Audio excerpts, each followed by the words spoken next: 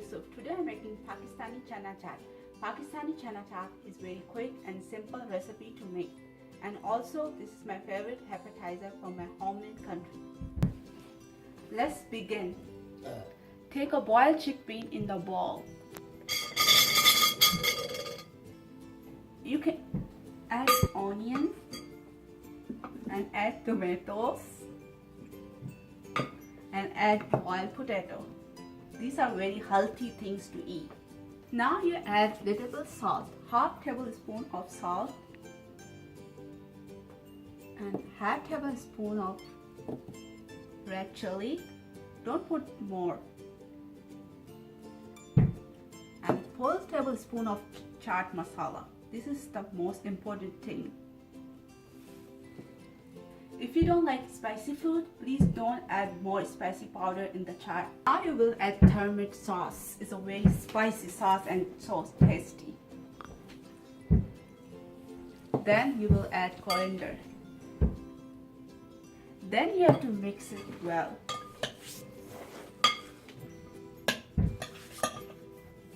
If you don't mix well, it's gonna taste bad.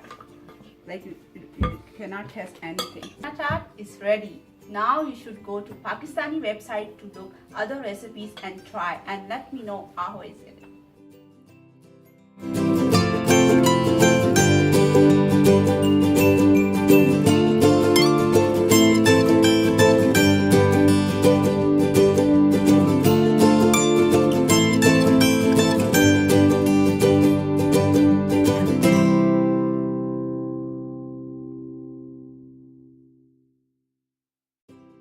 It was great actually.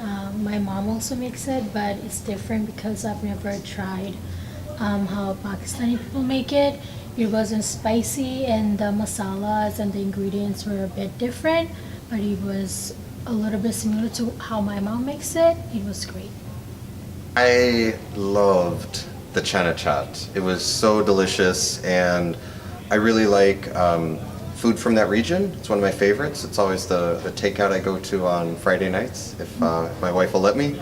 And I thought this was wonderful. It was just the right amount of spice, and it also had a really unique flavor that I hadn't tried before, which I'm guessing was the, what was that one ingredient you said that is the one that has all the, so much flavor in it?